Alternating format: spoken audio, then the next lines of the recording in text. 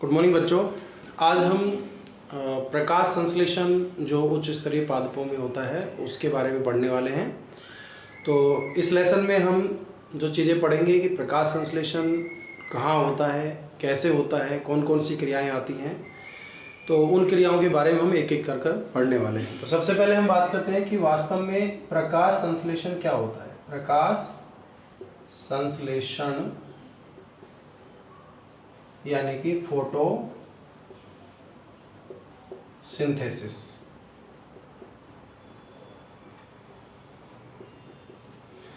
प्रकाश संश्लेषण एक क्रिया है जो हरे पौधों में संपन्न होती है और जिसमें ये पौधे जो हैं ये वायुमंडल से कार्बन डाइऑक्साइड गैस लेते हैं और जड़ों द्वारा जो पानी ग्रहण करते हैं वो जल लेते हैं और ग्लूकोज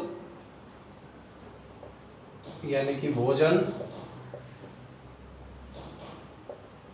और ऑक्सीजन का निर्माण करते हैं। ऑक्सीजन मुक्त होती है इस क्रिया में और ये क्रिया प्रकाश की उपस्थिति में होती है, हरित लवक के अंदर संपन्न होती है।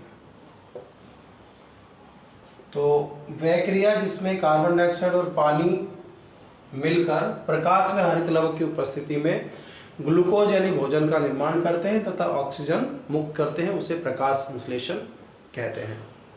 प्रकाश संश्लेषण से संबंधित कुछ हमारे पास इतिहास यानी कुछ वैज्ञानिकों के द्वारा किए गए कार्य यहाँ पर मौजूद हैं, जिसमें सबसे पहले जो नाम आता है एक वैज्ञानिक थे स्टीफन हेल्स।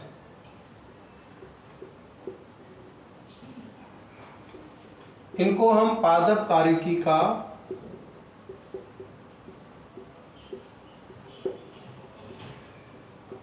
जनक भी कहते हैं। इनको पादप कार्यकी का जनक कहते हैं क्योंकि इन्होंने सबसे पहले ये बताया कि प्रकाश संश्लेषण में ये जो क्रिया पढ़ रहे हैं प्रकाश संश्लेषण, इसमें प्रकाश व CO2 की आवश्यकता होती है। मतलब प्रकाश संश्लेषण में प्रकाश और कार्बन डाइऑक्साइड की आवश्यकता के बारे में सबसे पहले जो बताया वो स्टीफन हेल्स ने बताया और इसलिए इनको पादप कार्यकी का जनक भी कहते हैं। इसके बाद जो दूसरे वैज्ञानिक थे वो प्रिस्टले ने बताया कि जो पौधे होते हैं हरे पौधे वो वायुमंडल की अशुद्ध वायु को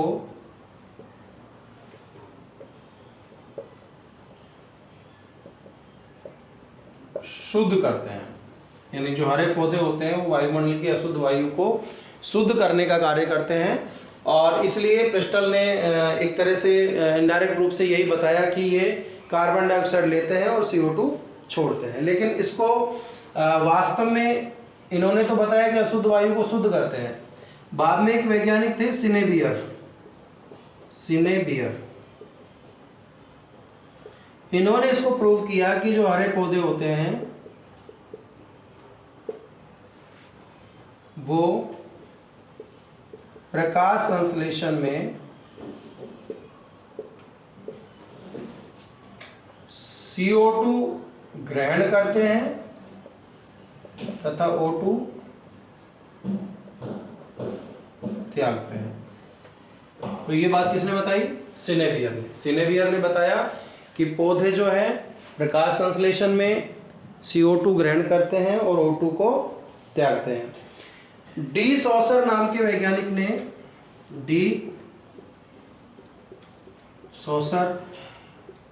बताया कि प्रकाश संश्लेषण में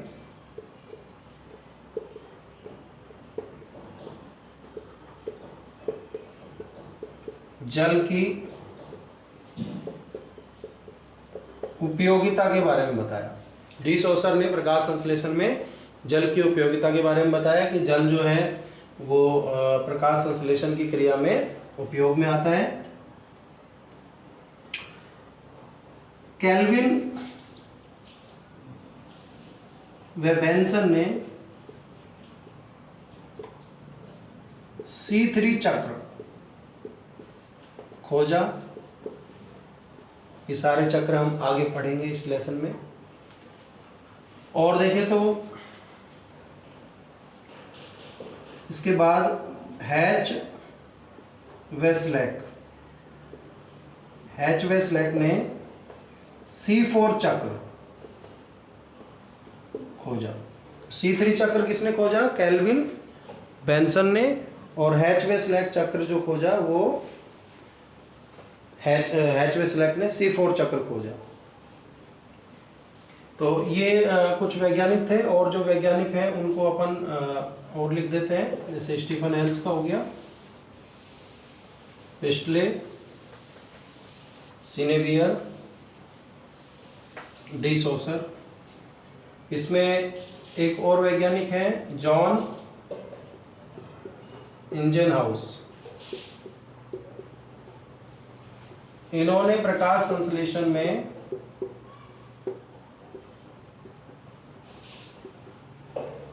प्रकाश पे CO2 की आवश्यकता को बताया।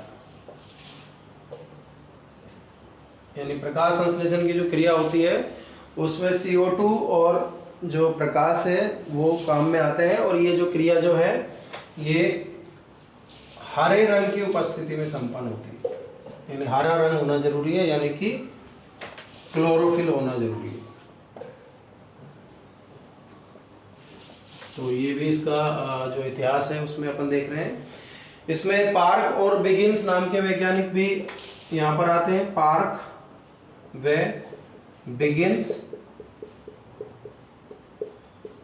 इन्होंने क्वांटासोम की खोज की। क्वांटोसोम की खोज करने वाले वैज्ञानिक थे। क्वांटासोम क्या होते हैं? ये क्लोरोफिल जो अपन पढ़ेंगे आगे, ये हरित लवक के अंदर ग्रेना के ऊपर मौजूद संरचनाओं, जिनको अपन क्वांटासोम कहते हैं, उनके अंदर मौजूद होते हैं क्लोरोफिल। तो जब हरित लवक की संरचना पढ़ेंगे तो अपन इनके बारे में भी वहाँ डिस्कस करेंगे। तो पार्क और बिगिंस ने क्वांटासोम की खोज की। एक वैज्ञानिक और थे आर्नन। इन्होंने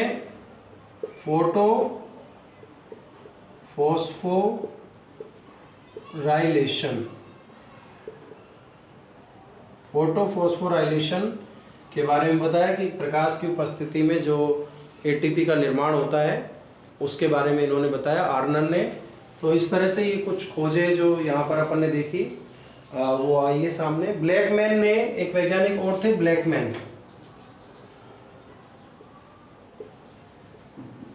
इन्होंने सीमाकारी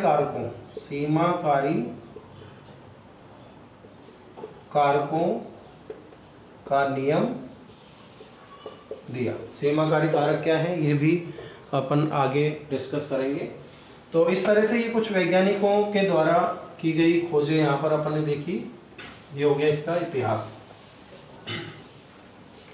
बच्चों, इतिहास के बाद हम देखते हैं कि प्रकाश संश्लेषण होता कहाँ पर है। प्रकाश संश्लेषण का स्थल। तो प्रकाश संश्लेषण का जो स्थल है, वास्तव में ये पत्ती जो होती है, पौधे की पत्ती या जो पर्ण है, उस पर्ण में मौजूद हरित लवक के अंदर जो है वो प्रकाश संश्लेषण की क्रिया संपन्न होती है। हरित लवक की संरचना हम देखें तो ये एक डबल झिल्ली युक्त संरचना होती है।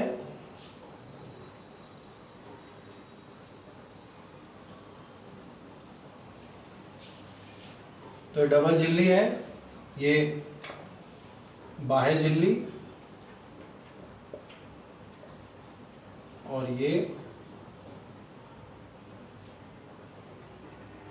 अंत्य झिल्ली या आंतरिक झिल्ली। दोनों के बीच में एक द्रव भरा होता है। इसके अंदर की तरफ जो पदार्थ या द्रव्य भरा हुआ है इसको बोलते हैं स्ट्रोमा। इसमें सिक्कों के ढेर की तरह या तस्तरियों की तरह ये संरचनाएं व्यवस्थित होती हैं इस तरह से।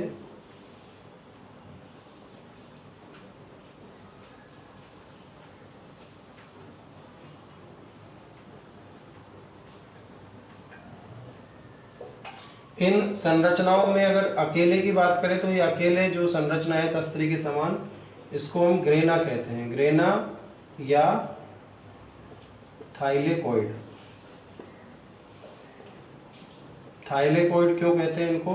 क्योंकि इनकी खोज मेंग के थाइलेकोइड ने की थी, तो इसलिए थाइलेकोइड कहते हैं इनको।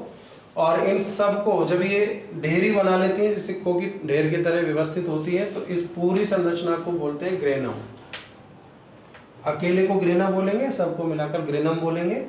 ये सारी जो ग्रेनम है ये आपस में एक झिल्ली द्वारा जुड़ी रहती हैं, इसे बोलते हैं इंटरग्रेनम। इंटरग्रेनम के द्वारा जुड़ जाती है आपस में ये। और ये जो ग्रेना है इनके ऊपर ये ऐसे कण मौजूद होते हैं, सूक्ष्म कण, इन्हीं को बोलते हैं क्वांटोसोम, जिनकी खोज पार्क और बेगिन ने की थी। क्वांटोसोम ये ग्रेना के ऊपर मौजूद होते हैं। और ये जो क्वांटोसोम है इनके अंदर मौजूद होते हैं क्लोरोफिल के अणु। क्लोरोफिल के जो अणु हैं लगभग 230 अणु जो हैं वो एक क्वांटोसोम के अंदर मौजूद होते हैं। इसके अंदर एक डबल स्टैंडर्ड वृत्ताकार डीएनए जो है वो मौजूद होता है हरित लवक में। डबल स्टैंडर्ड वृत्ताकार डीएनए, सर्कुलर डीएनए होता है। इसमें राइबोसोम भी होते हैं 70S प्रकार के।